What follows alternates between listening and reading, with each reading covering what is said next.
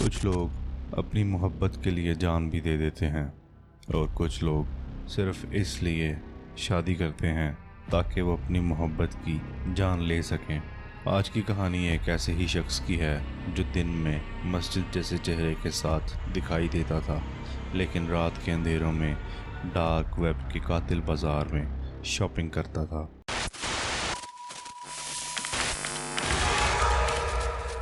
2017 cottage groove, Minnesota, USA.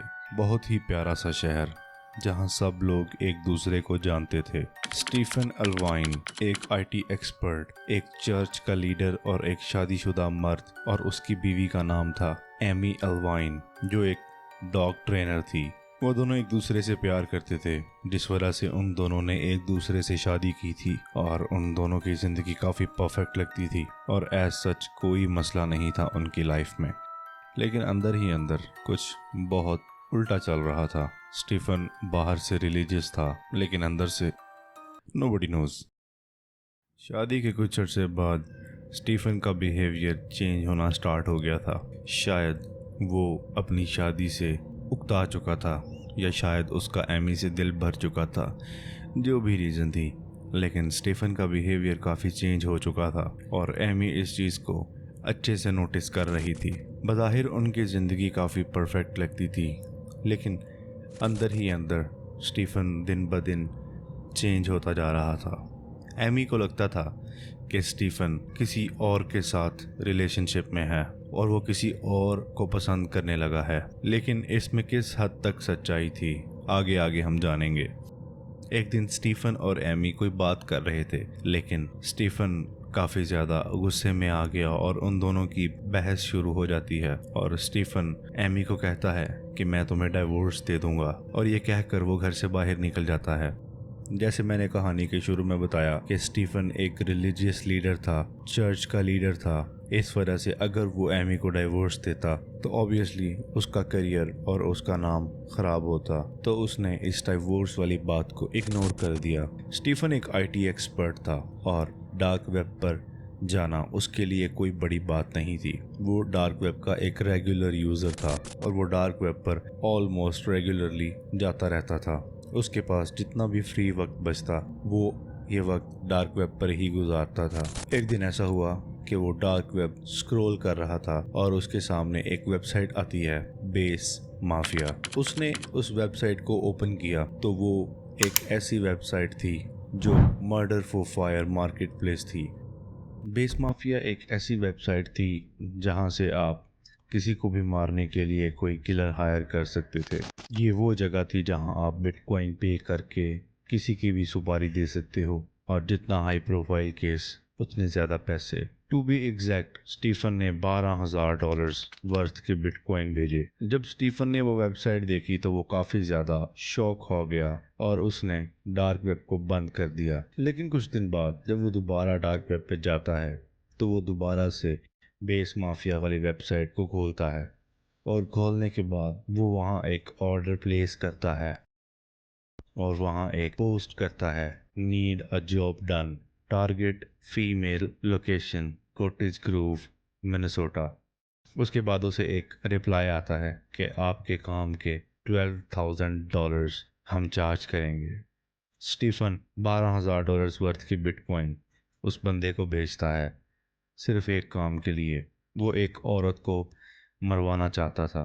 Base mafia कोई अफसाना नहीं था, ये एक real dark web murder service थी जहां दर्जनों लोग सर्विसेज मांगते थे। किसी को गोली मारने की, किसी को कार एक्सीडेंट में उड़ाने की, किसी को सुसाइड जैसा दिखाने की। स्टीफन के केस में उसने चाहा कि जिस फीमेल को वो मरवाना चाह रहा है उसकी डेथ को नेचुरल या सुसाइड जैसा दिखाया जाए, लेकिन स्टीफन को नहीं पता था कि बेस माफिया उसके साथ स्कैम भी कर सकता था।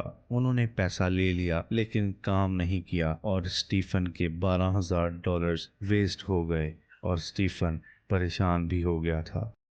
दिन गुजरते रहे और स्टीफन परेशानी में एमी के साथ झगड़े करता रहा, बिकॉज उसके $12,000 डूब चुके थे और वो अपनी बीवी को बता भी नहीं सकता था। लेकिन 20 नवंबर 2016 स्टीफन ने एमी से झगड़े के बाद एमी के खाने में सेडेटिव्स मिलाई, जिसकी वजह से एमी बेहोश हो चुकी थी, वो बिल्कुल अनकॉन्शियस थी। स्टीफन ने उसे उठाया और बेडरूम में ले गया, और बेडरूम में ले जाके उसने वो किया जो हम सोच भी नहीं सकते थे।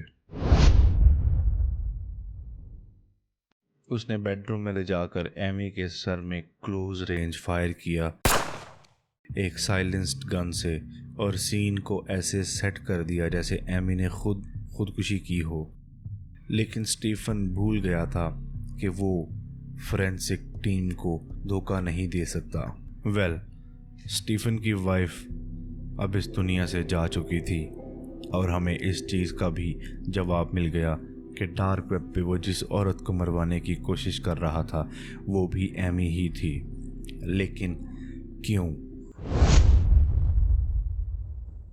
उसे इस केस को सुसाइड दिखाना था, तो उसने खुद ही पुलिस को कॉल कर दी कि उसकी वाइफ ने सुसाइड कर लिया है। जब पुलिस पहुंची तो उन्हें घर में सब कुछ काफ़ी वियर्ड लग रहा था।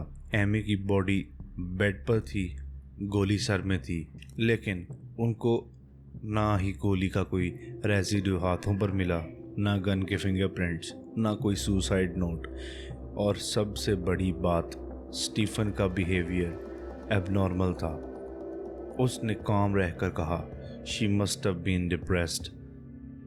पुलिस ने पूरा बेडरूम सील कर दिया और स्टीफन का लैपटॉप और फ़ोन इन्वेस्टिगेशन के लिए उससे ले लिया गया। जब उसके लैपटॉप को चेक किया जा रहा था तो फोरेंसिक टीम ने एनालाइज किया कि वहाँ उन्हें टॉर ब्राउज़र मिला है, और टॉर ब्राउज़र के अलावा उनको एक बिटकॉइन वॉलेट का एनक्रिप्टेड रिकॉर्ड मिलता है। स्टीफन के ब्राउज़र हिस्ट्री में जो लिंक्स मिले थे, Besa Mafia, dark web, murder forums, how to kill wife without getting caught, fast acting poisons, undetectable, ये उसकी सर्च हिस्ट्री थी।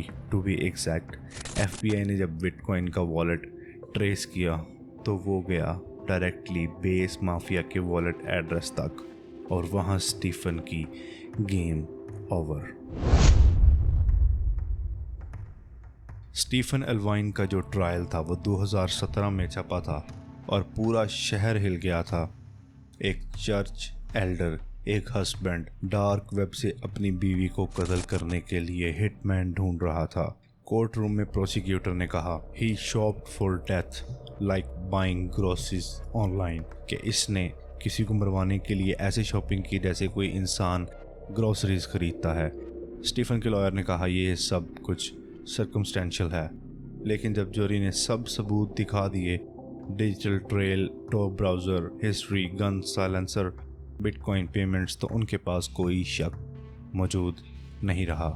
स्टीफन एल्वाइन को लाइफ इम्प्रिजनमेंट की सज़ा मिलती है विदाउट पेरोल।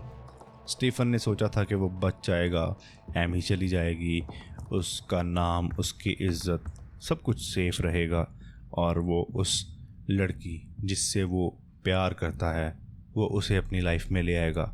वो लड़की कौन थी जिसकी वजह से स्टीफन ने ये सब कुछ किया? नोबडी नोज़, बिकॉज कुछ लोग कहते हैं कि ये स्टीफन की सिर्फ एक इमेजिनेशन थी, ऐसी कोई लड़की रियल लाइफ में एग्जिस्ट नहीं करती। आप इस बारे में क्या सोचते हैं? कमेंट बॉक्स में ज़रूर बताइएगा। लेकिन डार्क वेब का रास्ता हमेशा अंधेरों में ही ख़त्म होता है।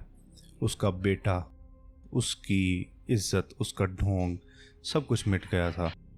और गाइस, मेरी एक बात याद रखिएगा, डार्क वेब पर सब कुछ बिकता है, किसी का मोबाइल डाटा, किसी का बैंक अकाउंट, और कभी कभी किसी की लाइफ भी। लेकिन स्टीफन एल्वाइन भूल गया था कि मौत खरीदने वाले अक्सर मौत के बिल्कुल करीब होते हैं, क्योंकि डार्क वेब सिर्फ उन लोगों का नहीं जो छुप कर देखते हैं, बल्कि उन लोगों का भी होता है जो उनका पीछा करते हैं, जैसे FIA और सीक्रेट एजेंसीज। ये थी डार्क वेब की एक 100% वेरीफाइड और रियल स्टोरी। अगर आप ये समझते हैं कि डार्क वेब सिर्फ स्क्रीन तक होता है, तो अगली कहानी तक जिंदा रहिएगा, या शायद अंधेरों में गुम हो जाइए।